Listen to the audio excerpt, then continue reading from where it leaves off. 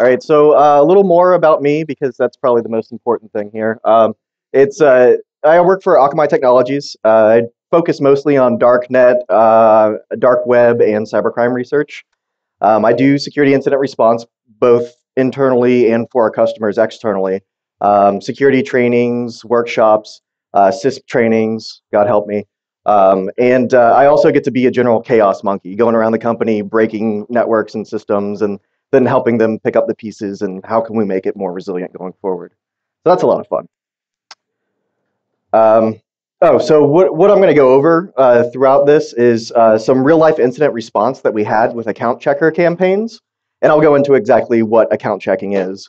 And some of the tools that they use, I'll show you some screenshots and then tell you about how they work and what features they have. And then we'll take a look at how, when these accounts have been popped, the money is being made off of them on the darknet markets. And also, I'll go into a little bit on how they get their money out of that system through different laundering schemes. So account checkers, account stuffers, credential stuffers, and login checkers all pretty much mean the same thing. It's when somebody gets a dump of login information from a breach or from phishing, something like that, gets a whole bunch of them together, and then automates with a script or a program going out to a bunch of different websites and trying these same credentials because everybody uses pretty much the same login information across multiple websites. So luckily, some of that is changing with things like password vaults, but it's still the vast majority of people will reuse their credentials across sites. So that's why these gangs are effective. So in the first-hand cases that we saw that we were defending against for our customers, we started trying to look for a pattern in terms of who they were targeting, and it really was all over the place. The main industries were retail, travel, and hospitality, but they certainly didn't stick to just those three. There was a large focus on any types of accounts that had a rewards program attached to them. So like a loyalty program, or you get a card and an account, and then after you spend so much, then you get free stuff, those sorts of programs. And then we saw, in terms of the actual source of the attacks, a lot of botnets and a lot of rolling proxies. Most of them, luckily, were pretty open proxies and not private proxies. So we could just right off the bat blacklist a whole bunch of them. We saw a lot of IPs from Holo VPN. If anybody's done any studying on them, that's not really surprising. We actually saw some Mac botnet IPs, which is like an old OS X botnet from like 2003. That was really interesting.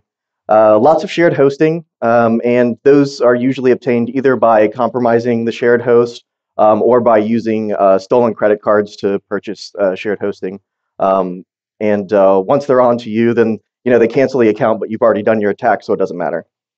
And lots of routers, lots of routers. That one wasn't so surprising, considering like the hard-coded admin credentials, open telnet, stuff like that. In terms of the actual traffic, we would see the cycle typically be 12 hours straight and then suddenly cut off and until the next 12-hour cycle. And then we also noticed that there was less traffic during typical US work hours or North American work hours.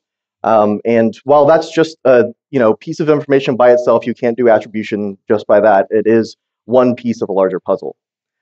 We did see that they adapted very quickly to blocking IPs based on geography.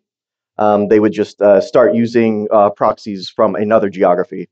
And then they quickly adapted to when we would serve them up 403s. So we had to start looking at different techniques.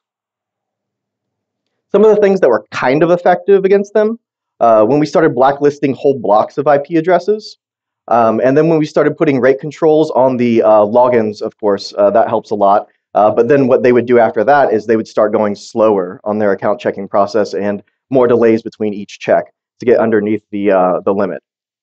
We would also check for valid refers. As I'll show you later, some of these programs don't use valid refers, so that's one red flag that we could use to see which IPs are attacking IPs. So now for the stuff that was super effective.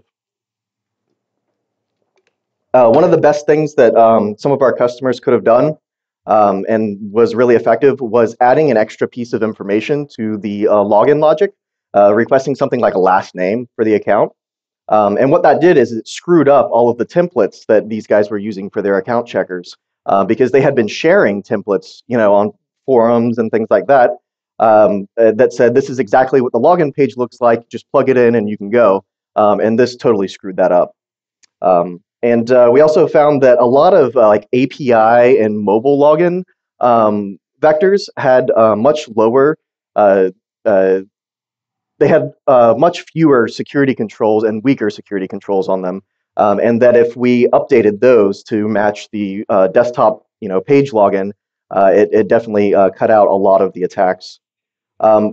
Another thing that was a lot of fun is we found a lot of customers had a bunch of login vectors that were legacy, that were like from an old test or an old promotion or something that they didn't know about. So those were getting exploited. And once we started nuking those, we saw the numbers go down a lot. Something else that was a lot of fun doing, because we know it was really frustrating for the attackers, was instead of like just blocking them or sending them a 403 or something like that, we would tar pit them. So we would like essentially make their traffic take forever and go the long way around. That was a lot of fun. Also, having faked login static landing pages, even when they were incorrectly using the incorrect credentials. And what that did is it caused a whole bunch of noise in their end results. So they didn't know which accounts were actually active and which weren't. So once we saw an IP that we knew was an account checker trying to log in, even if they were using bad credentials, we would send them to this logged in page, and their script would automatically go to the next set of credentials and mark that one as correct when it wasn't. So yeah, take that. So some of the cutting edge stuff that we really wanted to push for our customers to take on, and a few of them did, but some of this takes a lot more in terms of internal bureaucracy to get changed. Proactively resetting logins, even if you didn't have a breach yourself, but you noticed that there were logins on your system that you could hash match or something like that to a breach that happened elsewhere, and going to those users and saying, hey, we reset your password, please choose a new one, things like that. And within the past couple of years, Netflix, Facebook, and Reddit are 3 companies that have done this and continue to do it. Also, we did some on our own reversing of checker tools and then writing custom web application firewall rules for them. But that's something that customers, especially the larger companies that have their own security teams, can be doing on the regular when new account checkers come out. So I'll show you some of the tools that were used. This one was one that we traced back. So this is pretty funny, actually, because the IP address that we saw coming in for this particular tool's attack was actually the web address where it's hosted. So they didn't obfuscate their IP address at all. And so we were able to just go to the website of the IP address that was attacking us. And some of the features are it's pipe delimited, so you just put in your email address, username, and password. And what it'll do is it'll check against the site to try logging in both with the email address and the password and with the username and the password. And you can put some proxies over on the right-hand side. You can see that they're using a local proxy system. So you can also have it automatically go in and get the info like the name, the email address, the mailing address, things like that. See if there's a credit card attached to the account or a gift card. And see what current orders are active so that they can go in and change the shipping address to an address of their choice. This is the PayPal Privat checker. Yes, they can't spell very well. Or they're Russian, I don't know. But this one's very similar. This one does the same thing for PayPal. It checks for the email, checks to see if there's a bank account attached to the PayPal account. Gets all the personal info off of it, see what got recently paid, and gets the phone number, things like that. This guy is actually monetizing this one. It's not free, so you buy tokens to be able to use it. This one, if you're, I don't know, I guess really looking for some adventure, you can download and use on your local machine this Netflix account checker. Totally not backdoored, I'm sure. It's pretty simple. There's no proxy usage here. It just tells you which ones are working or not working. Here's another local one, little bit of a snazzier interface here. This checks for League of Legends accounts. Again, you have to use it locally, so good luck. Yeah. So these have been changed. This particular screenshot I made sure is that these logins don't work. That's why this one you see some blocked out, because they did work.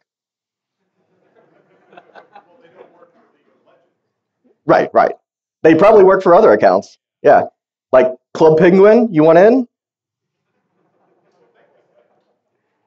So one of the more sophisticated checker tools we saw was Sentry MBA.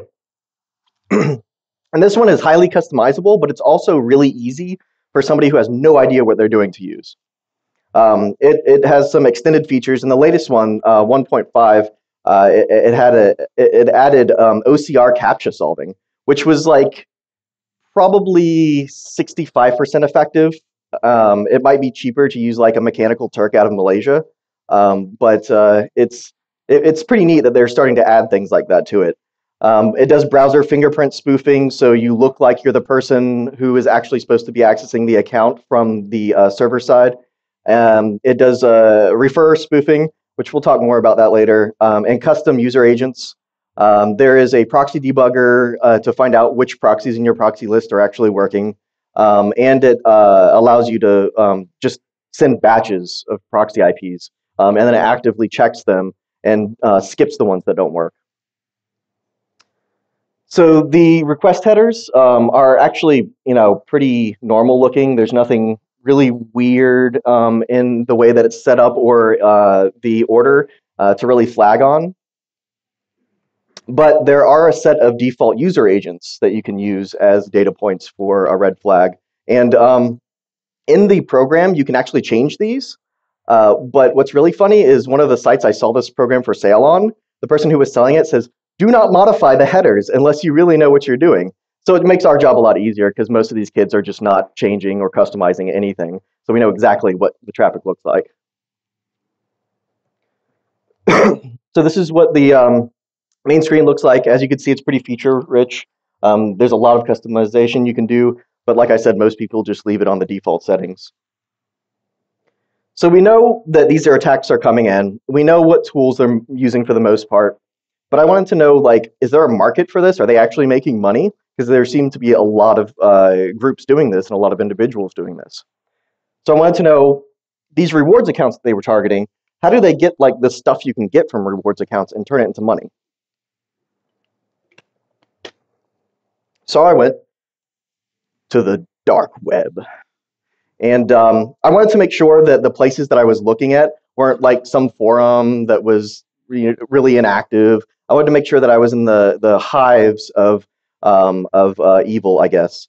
And so I put some conditions on where I would be looking. I wanted to make sure it was active and live.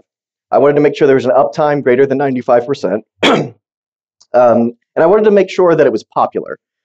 So I made sure that it was Google search impressions greater than 60,000 and Google keywords greater than 100.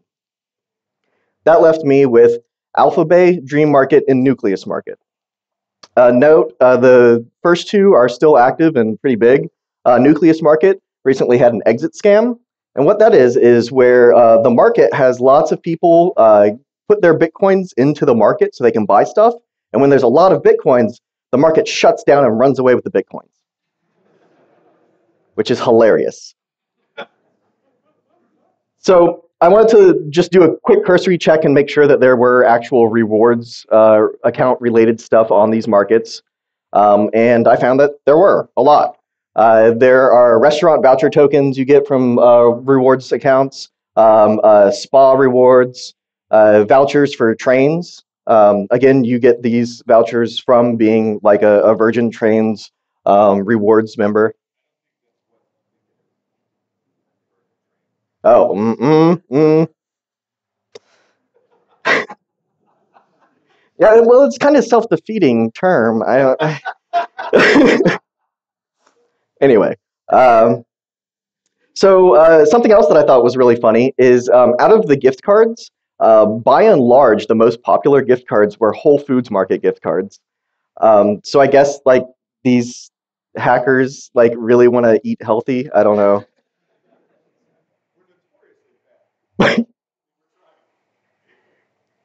There were a lot of like gaming and air miles rewards. We'll talk more about the air miles because that was weird. Because I only saw like European and Virgin was like the only U.S. based one I saw, but all the rest of them were European or Asian airlines, and we'll talk about why later. GameStop rewards, you can buy either the points directly or the actual account. So, and getting like numbers of what's actually going on here, in the digital goods area, where this is like accounts you can purchase that have been hacked, malware, e-gift cards, there were 14,183 individual items for sale. In the fraud area, this is like credit card numbers, bank drops. This is a bank account that's been hacked that you can use to cash out. And personally identifiable information packets, or fools. There were 15,426 individual listings. So, yeah.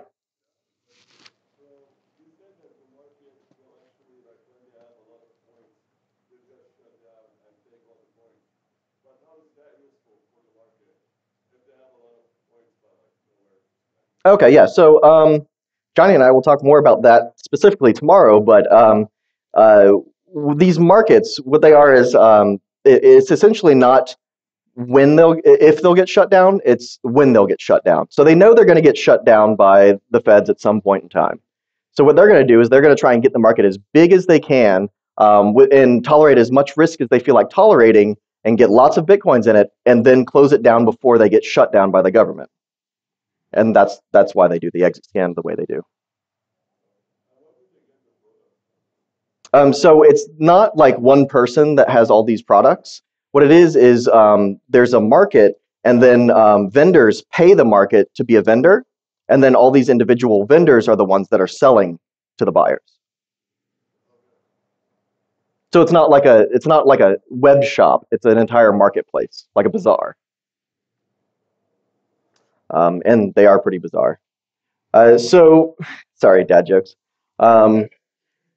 In terms of the actual like hacked accounts, so where you can get the logins to these accounts, there were 20 separate listings across 7 unique vendors, resulting in 2,014 sales, individual sales that had reviews and were vetted.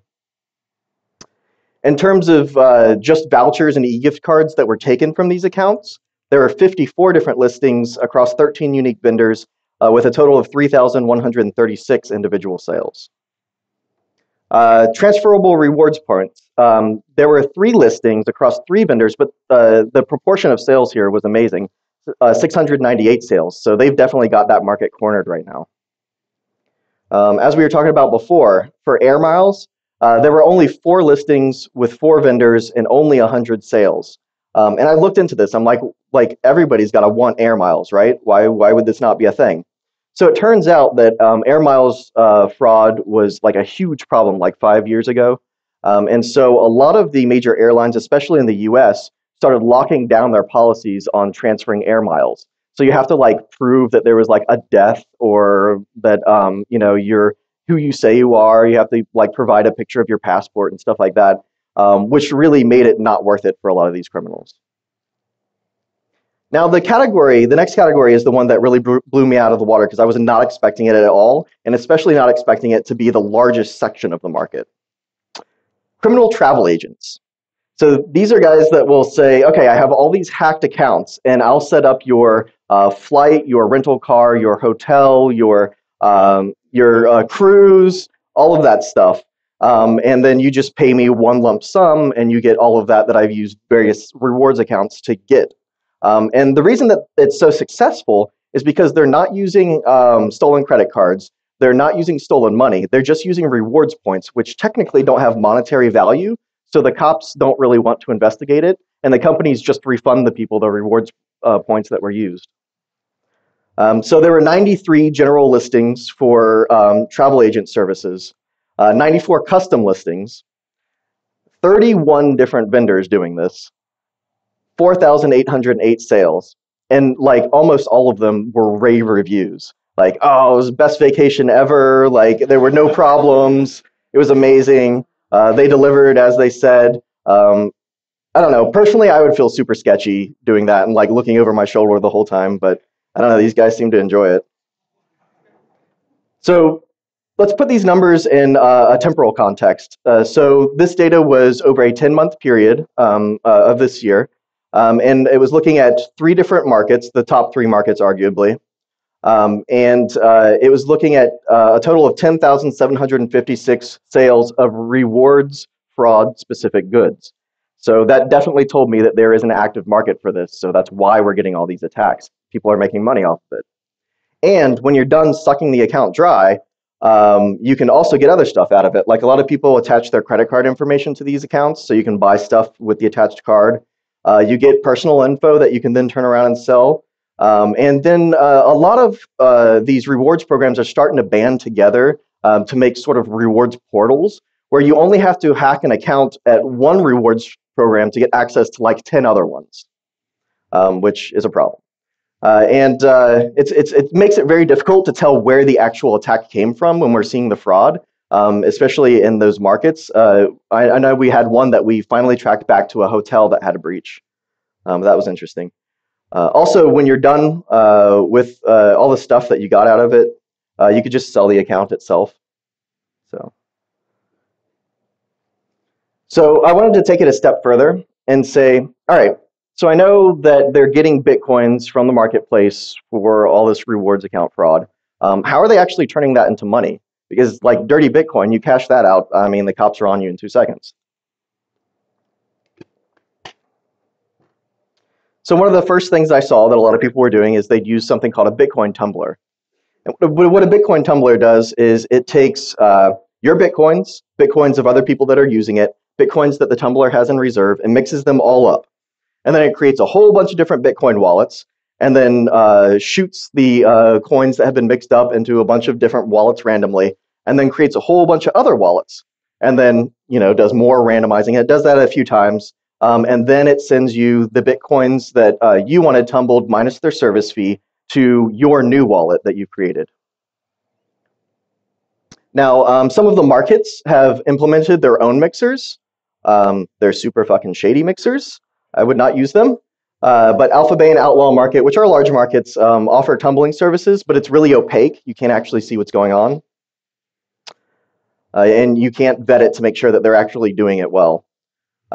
So some of the most popular tumbling services that have a lot of good press behind them on the dark web, Helix Marketplace is by far the most popular. Bitcoin Fog Company comes in a close second. But smaller ones, BitMixer, Bitcoin Blender, and PayShield. PayShield is actually really interesting in that they're also the same company that does the SIGINT, anonymous and privacy-oriented email. But that email address, if you ever see an email from it, it's probably either a scam or they're trying to blackmail you. For some reason, blackmailers love using SIGINT. So this is what the front page for when you're starting a transaction for Helix. I think it's hilarious that they have add a random delay and send multiple transactions off by default, because both of those are things that would further obscure the trail, and you definitely want to turn them on every single time. So I guess they're making it easier for us who trace Bitcoins. I guess thanks. What that does is the delay is when they're sending the Bitcoin to you or to the other wallets, the mid-tier wallets. They're not going to keep using the same timing, because then it makes it easy to do statistical analysis on the movement of those Bitcoins, and they'll just randomly time it. Yeah.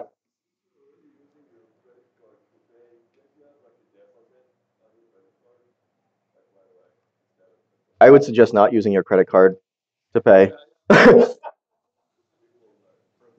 So for that, the way that that a lot of them are doing it is they'll do in-person transactions with a stranger where there's no credit card involved with cash, or they'll go to like a gas station or a Walmart, and there are places where you could just buy Bitcoin for cash. That way, it's not attached to a credit card. But these guys are getting their Bitcoins from selling stolen stuff.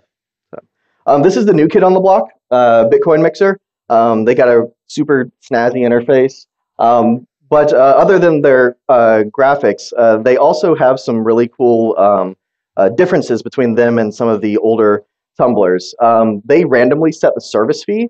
And the reason you would want to do that is because if you see 100 Bitcoin going into a tumbling service and then the 90 Bitcoin coming out, and you know that the service fee for that tumbling service is 10 Bitcoin, it makes it a lot easier to trace.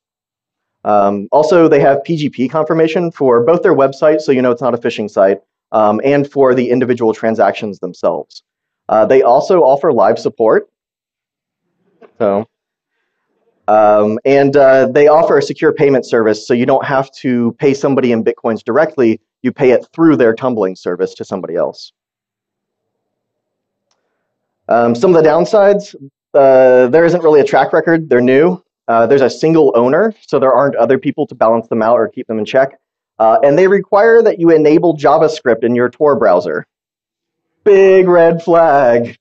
There are a lot of JavaScript exploits that can be used to out you, through your browser. So JavaScript's horrible. Also, with Bitcoin especially, because it's an open ledger system, obfuscation does not equal anonymity. If somebody tells you Bitcoin is anonymous, don't believe them. And there are some tools to go ahead and reveal and dig through some of the obfuscation. So put on your middle schooler hat and laugh at this one. So this is blockchain's taint analyzer. I don't know, maybe it's not a thing in French. What it means by taint analysis here is the percent of funds received by an address that can be traced back to another address. So it looks at relationship correlation between Bitcoin addresses, and that helps you tell who's doing business with who in terms of the wallets. Blockseer, they do some of that, but also they offer this cool type of visualization. This particular visualization here is, you see up there, it says DPR seized, and Tim Draper, and ITBit. So what this is where the US government actually auctioned off the seized Bitcoins from the Dread Pirate Roberts and the Silk Road case. So you could see how some of the wallets are actually labeled who the owner is. And what Blockseer does that's really cool is they use a lot of open source intelligence, some guesswork, and some private info that they have to try and label wallets as they see them on who they think owns it, which is really useful. If you're more particular to Maltego, Chainalysis does a program called Reactor that allows you to see relationships not only between wallets, but through exchanges, through different Bitcoin casinos. We'll talk more about that in a little bit. Also, it sees the relationships between, tumbling services. The next one is my favorite, personally. Numisight, it uses a tree branch view, and that really helps you to narrow down the relationships between different transactions to see where they're going and where they're moving. Now, this one's a really simple one. Before, when we were talking about the Helix Tumbler, this is one of 3 slides long of a single tumbling transaction for Helix. So they really try hard to make it difficult to see where the Bitcoins are going through all of these wallets. But again, it's all out there, so if you take the time and do the analysis, you can trace it. There are some people that are doing some really good work in this field. Dan O'Farron, the guy who actually wrote that previous tool, he has a preliminary field guide for Bitcoin transaction patterns, which if you want to do any sort of cryptocurrency analysis is a really good read. It tells you about the current patterns and transactions that you'll see. And so you start knowing what to look for when you're doing forensic analysis for Bitcoin. Also, Sarah Meiklejohn, all of her work, like I'm a total fanboy, she's amazing. But she does a fistful of Bitcoins, characterizing payments among men with no names. And the way that she does the analysis is really interesting. She has a statistical model that she applies to tell whether or not certain transactions are most likely devious in nature, and it's looking over a long period of a long history and then she takes that and uses it to correlate different actors and see who's working with who. And it's really neat. I would suggest everybody go read it. So, all right, how are people going to actually be getting those Bitcoins out? Well, there is a Bitcoin card that you can get from a number of short-lived Eastern European financial institutions. Not shady at all. But like you send them Bitcoin and then you can go to an ATM and cash it out. Problems with that. If you're physically taking out cash, there's an ATM with a camera or a bank with cameras and people that see you doing it. So, the cops can go and like, I want to see at this time who took this out. Also, again, Eastern European financial institutions that are like, it's like whack-a-mole. They go up and down all the time because they're super shady. In general, the cards and the companies that back the cards have short lifespans. A lot of people I saw had guides on how to cash out with tangible goods. So typically it's designer goods and electronics. And they would go and buy them, they're typically stolen. And people on the darknet will be selling these stolen goods. So they use their dirty Bitcoins to buy these stolen goods. And then they go to like Garage Sale or Craigslist or Backpage and say, hey, I've got this item for sale. Come meet me in this parking lot at night and we'll trade. Again, problems with that, you're dealing with tangible goods, so like somebody's going to see you at some point. I mean, if you're wearing a ski mask when you go to the trade, they're probably not going to go through with it. Some other guides and some other ways that I saw people discussing how they cash out is going to precious metals, getting Bitcoin for like prepaid cards like MoneyPack or Vanilla Card, or turning them into gift cards, and then like going to a pawn shop and reselling the gift card, or going to Gift Card Granny and reselling it there. There are precious metals for sale on the darknet markets. You could see there's a Pandora Sterling Silver, there's 10-ounce bars, and this guy is like really enthusiastic about it being real, verified, 99.99% pure, not fake. Well, the problem there is these listings are right next to these listings, which are fake and say so. So yeah, good luck. So I mean, it got a little bit easier within the last year or so, and that like legit dealers of precious metals started taking Bitcoin, so you don't actually have to go to the dark web to do that anymore. JM Bullion and Amagi are no doubt the largest like non-commercial sellers of precious metals to collectors. And so because those two are US based, they have to. So I mean, because it's part of the anti-money laundering. Yeah, no, I want them to do that. Yeah, no, but I'm telling you, idiots will do that. Also, gift cards, again, Whole Foods Market. But so there would be stolen gift cards, and then people would use their dirty Bitcoins to buy the stolen gift cards and then go and resell the gift cards at a huge discount. There are people who also do prepaid cards, but the problem here is the service fee is 10% typically, which is pretty insane. And if you don't want to do any of those, you can also invest your dirty Bitcoins into like not so precious materials.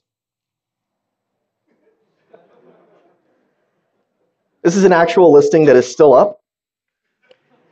You can buy a brick. Unfortunately, they only ship to Europe. Sorry, guys.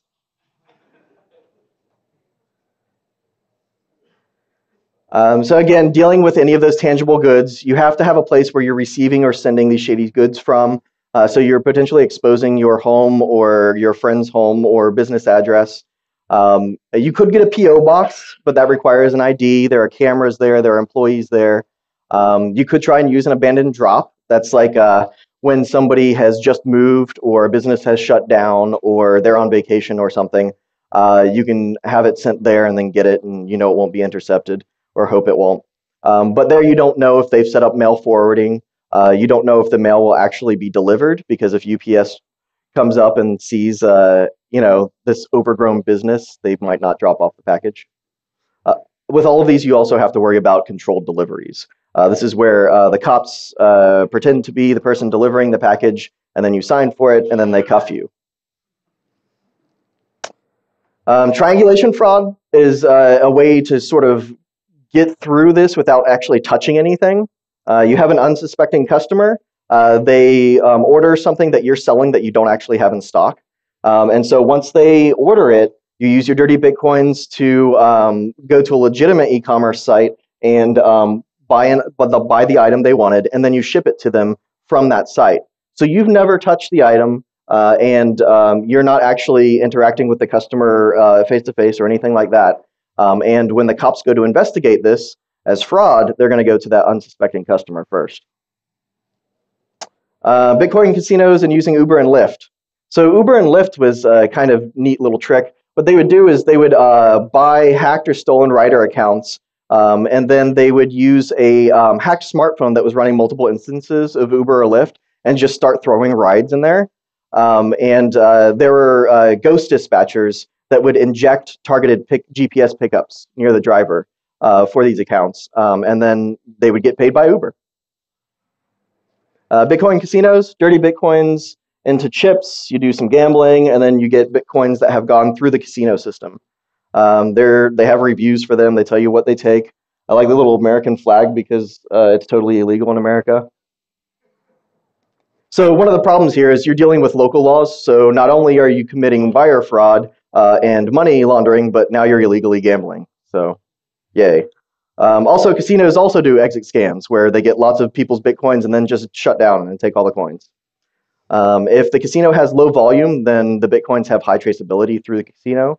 And there's a lot of wager requirements for withdrawal of funds. Another one that works really well is moving your Bitcoins to a whole bunch of different alternative currencies. Some of them do have public ledgers, though, so there's that. And you do have to worry about transaction fees. And if one of the markets has a spike or a drop, then you're going to be losing a lot of money that way. ATM Runners, this is actually a really old system, but now it's been updated to use Bitcoin. So you pay your dirty Bitcoins to an individual that has a bank account attached to like Circle, Coinbase, or Zappo. And then they have people standing at ATMs all over the place. And then the second the Bitcoins hit that bank account, the ATMs withdraw all of it, and then they mail you money in the mail. So you just gave your address to a criminal. Good job. Also, you can use freelancer type websites that take Bitcoin, where you pose as both the person who is doing the work and the person who needs the work done. So you're just sending your Bitcoins through these freelancing sites to yourself. You can do the same thing with web shops. Etsy accepts Bitcoin, Shopify, Stripe. You set up a fake shop for, I don't know, Reiki healing through the internet or something. And then you be both the person who is getting the service and the person who is giving it. That didn't sound dirty at all. The worst one I saw, though, was guides on how to start your own charity for money laundering. So your website needed to have SSL lock icons all over the place because that makes it legitimate. There were guides on how to start your own church and how to start your own political action committee, your own PAC. That was really interesting. Yeah. But you're using them for laundering. Yeah. Though probably the worst part about it was, these are all the systems that you can do this that take Bitcoin for charity. And like almost all the guides were like, and the great bonus about this is people who feel bad for you will give you money as well as your laundering. And so that's terrible. So looking at the future, Dash is trying to make it more difficult for cryptocurrency transactions to be followed through the blockchain. They do some network pre-mixing, which again, if you take the time and have your due diligence, you can still trace it. Zcash is about to launch, and a lot of people are really excited about that because they use zero knowledge proofs for their transactions, and they mask the metadata for the transactions as well. The other one that's really blowing up right now that some of the markets are taking on, some of the darknet markets, Monero. It's based on a crypto note protocol, and the transactions are supposedly not traceable. Nobody's been able to trace them yet, and it's done through through a blockchain again, and it's now accepted by Alphabet and Oasis, and I believe one other market just started accepting it. And so when Alphabet and Oasis darknet markets mentioned that they're going to start accepting Monero, can you tell at what point that was? Yeah, so the value of Monero as opposed to Bitcoin just like shot up when that announcement was made. So it's definitely in heavy use in the darknet markets. So this was all stuff that I'm passionate about. I love it. If you see anything in this ecosystem that I missed that you think I would like to know, if you have any questions that you don't want to actively ask here, feel free to email me and I can get back to you if you want to copy the slides. Yeah, questions.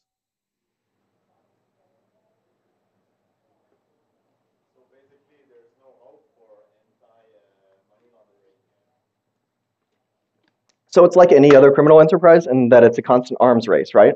There's going to be tools and methods developed for being able to track it and to capture the people doing it, and then they're going to come out with another way to do it.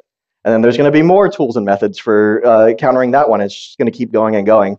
The reason why I gave that caveat of it being Monero supposedly being untraceable is that I mean nothing's 100% secure, right?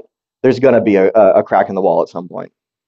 So like Monero is going to get hacked at some point, and people will be able to see past transactions, or the feds are going to go in and put a tap on the line or something like that. Yeah.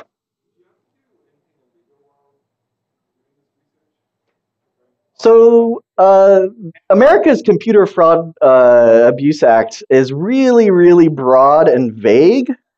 So probably, but not anything that a judge or a cop who knows about this stuff would look at right away and say like, "Oh, that's bad. I'm going to take you to jail." Like if somebody really, really had it in for me, they could probably come up with something cobbled together, but not really.